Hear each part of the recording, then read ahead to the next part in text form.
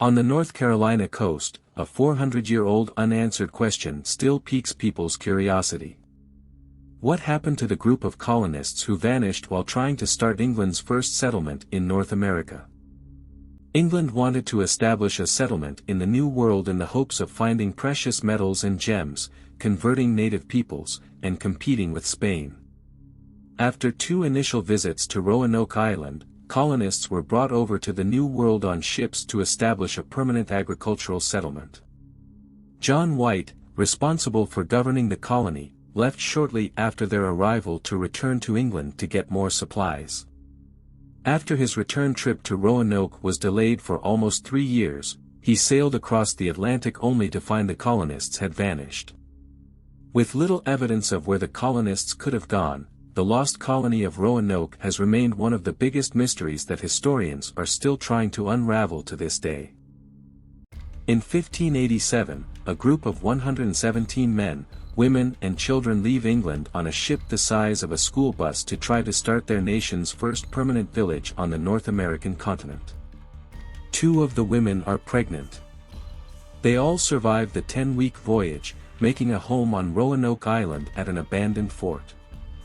Half-brothers Sir Humphrey Gilbert and Walter Raleigh shared a passion for exploration and colonization. In 1578, Queen Elizabeth presented Gilbert with a 6-year grant to explore and settle, on her behalf, unclaimed portions of North America. Fearing war with Catholic Spain and coveting Spanish wealth from Central and South America, Elizabeth saw the American coast as a potential haven for privateers such as Sir Francis Drake. The effective propagandists, and namesake cousins, Richard Hakluyt, the elder, and Richard Hakluyt, the younger, argued further for the region's commercial possibilities and endorsed the mission of converting Indians to the Protestant faith. An 11-ship fleet, captained by Gilbert and including Raleigh, set sail in September 1578 but made it only as far as the coast of Africa before turning back.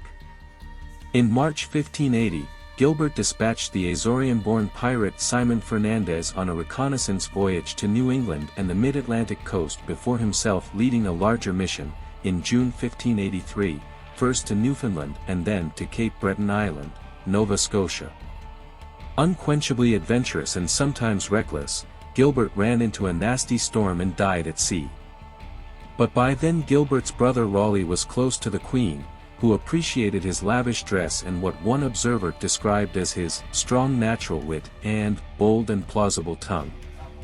Held fast to London by Elizabeth's affection, Raleigh nevertheless ordered a new mission. 2 small ships, their names unknown, sailed from Plymouth on April 9, 1584, one commanded by the short, temperamental Philip Amatus, the other by Arthur Barlow, a well-read comrade of Raleigh's from the fighting in Ireland. With about 75 soldiers and sailors aboard, Fernandez served as chief pilot, while the painter John White and the mathematician Thomas Harriot may have tagged along as something like resident artist intellectuals. A Spanish captive later claimed that when the party arrived at the Outer Banks, the Indians attacked them and ate 38 Englishmen. Barlow describes no such thing. The Indians' welcome, which came 3 days after the colonists arrived early in July, appears to have been friendly and ritualistic. 3 Indians appeared, Barlow writes, never making any show of fear or doubt, and one of them spoke at length, after which he was bestowed with gifts and treated to wine and meat.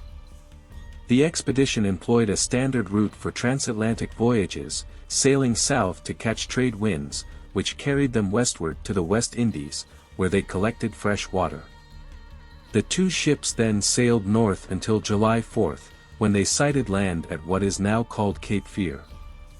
The fleet made landfall on July 13 at an inlet north of Hatteras Island, which was named Port Ferdinando, after Fernandez, who discovered it.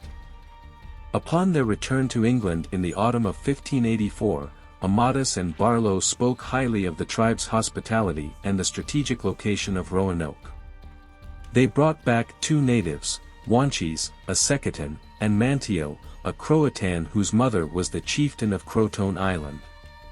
The expedition's reports described the region as a pleasant and bountiful land, alluding to the Golden Age and the Garden of Eden, although these accounts may have been embellished by Raleigh. Queen Elizabeth was impressed with the results of Raleigh's expedition. In 1585, during a ceremony to knight Raleigh, she proclaimed the land granted to him, Virginia, and proclaimed him Knight Lord and Governor of Virginia. Sir Walter Raleigh proceeded to seek investors to fund a colony. For the first colony in Virginia, Raleigh planned a largely military operation focused on the exploration and evaluation of natural resources. The intended number of colonists was 69, but approximately 600 men were sent in the voyage, with about half intended to remain at the colony, and were to be followed by a second wave later.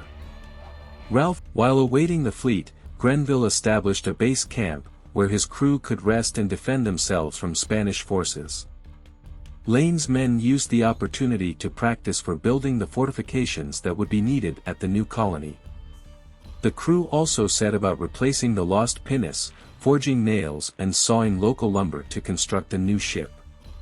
Elizabeth arrived on May 19, shortly after the completion of the fort and pinnace. The remainder of the fleet never arrived at Mosquito. At least one of the ships encountered difficulties near Jamaica and ran out of supplies, causing its captain to send 20 of his crew ashore. Eventually Roebuck, Red Lion, and Dorothy continued to the Outer Banks, arriving by mid-June. Red Lion left about 30 men on Croton Island and departed for privateering in Newfoundland. In the meantime, Grenville established contact with local Spanish authorities, in the hopes of obtaining fresh provisions. When the Spanish failed to deliver the promised supplies, Grenville suspected they would soon attack, so he and his ships abandoned the temporary fort. In the Mona Passage, Grenville added 2 Spanish ships to his squadron. Using one of these ships, Lane went to Salinas Bay and grabbed Spanish salt piles for himself. Once more, Lane erected defenses to keep his troops safe as they loaded the salt. After that, Grenville's ships headed to La Isabela, where the Spanish ceased fighting in order to trade with the English fleet, which was well armed. Grenville departed Hispaniola on June 7 in order to travel to the Outer Banks. The fleet sailed to Wokakan Island but encountered difficulties when the ship Tiger struck a shoal, damaging the ship and most of the food supplies. Originally, the fleet planned to spend the winter with the new colony and use it as a privateering base. However, the wreck of Tiger made this impossible. The remaining provisions were not enough to support the planned settlement, and the shallow inlets of the Outer Banks were unsuitable for large ships. As a result, finding a better harbor became the colony's top priority. After the necessary repairs, Tiger joined the rest of the fleet and sailed to Port Ferdinando, where they reunited with Roebuck and Dorothy. It is presumed that the men left behind by Red Lion were also found during this time. On August 5, John Arundel assumed command of one of the faster vessels and set sail for England to report the safe arrival of the expedition. The depletion of provisions from the majestic Tiger brought forth a grim reality. The once bustling colony would now be able to accommodate only a fraction of the settlers initially envisioned. In light of this unfortunate circumstance, Grenville made the audacious decision to entrust Lane with a mere 100 souls, a number deemed sufficient to uphold the colony's objectives until reinforcements arrived with the anticipated fleet, scheduled to set sail from England in June 1585. These reinforcements would bring not only a fresh wave of colonists but also much-needed supplies to sustain the struggling settlement. Little did Grenville know, however, that this forthcoming expedition had taken an unforeseen detour, veering towards Newfoundland instead. Its purpose: to warn the fishing fleets of the Spanish's retaliatory actions against English commercial vessels, following relentless assaults by English privateers. As it stood, Lane's colony would find itself in a precarious predicament, heavily reliant on the benevolence and goodwill of the indigenous population until a resupply mission could be orchestrated. Grenville set sail for England aboard the Tiger on August 25, 1585. Days later, in Bermuda, Grenville raided a large Spanish galleon, the Santa Maria de San Vicente, which had become separated from the rest of its fleet. The merchant ship, which Grenville took back to England as a prize, was loaded with enough treasure to make the entire Roanoke expedition profitable, spurring excitement in Queen Elizabeth's court about Raleigh's colonization efforts. Despite the abandonment of the Lane colony, Sir Walter Raleigh was convinced by the persuasive arguments of Richard Hakluyt, Thomas Harriot, and John White to embark on another daring expedition. However, due to the escalating conflicts between Lane's men and the Secondon tribe, as well as the tragic death of Chief Wingina, Roanoke Island was deemed unsafe for English settlers. In light of this, Hakluyt proposed the fertile lands of Chesapeake Bay as the ideal location for a new colony, driven by his belief that the unexplored Pacific coast lay just beyond the boundaries of the Virginia Territory. On January 7, 1587, Raleigh granted a corporate charter to establish the city of Raleigh, appointing John White as the governor, supported by 12 trusted assistants. Approximately 115 individuals, including White's pregnant daughter Eleanor and her husband Ananias Dare, volunteered to join the ambitious endeavor. These colonists were predominantly middle-class Londoners, possibly aspiring to elevate their social status to that of landed gentry.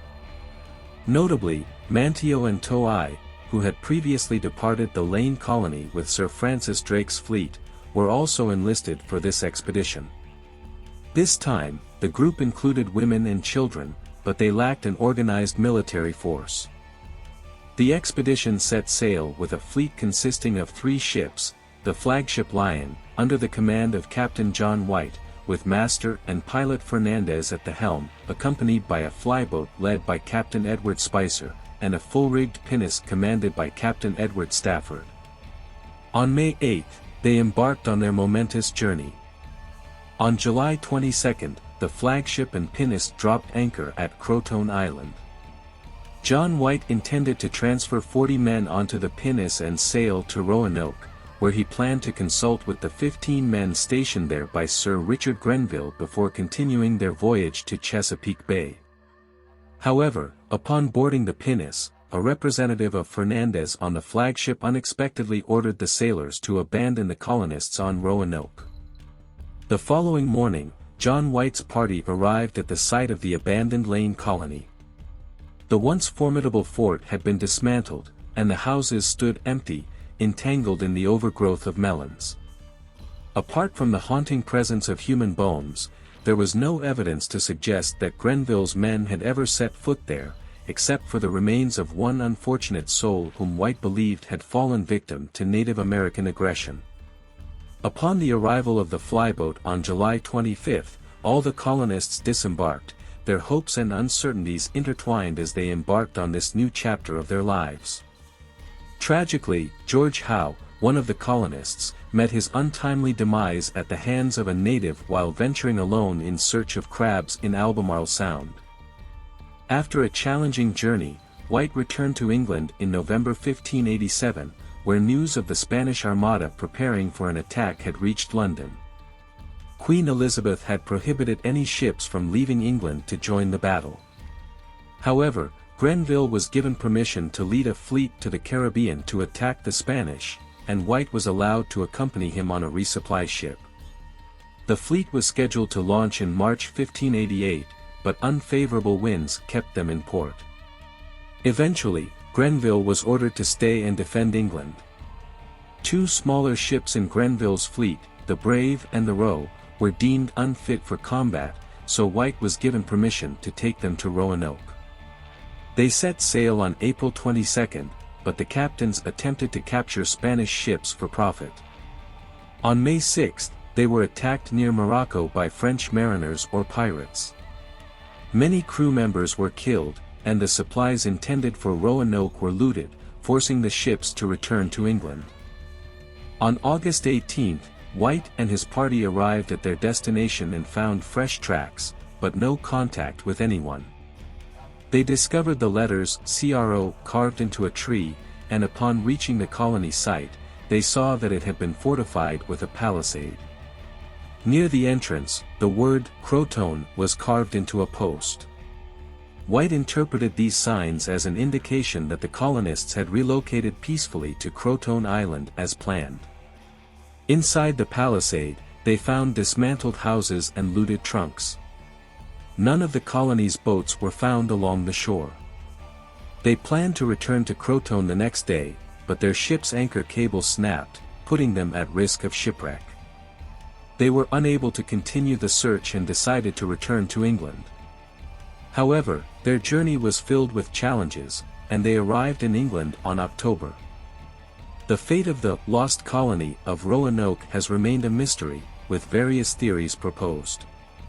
One possibility is that the colonists were killed or abducted by the Native American tribe called Croton, as there was an island of the same name nearby.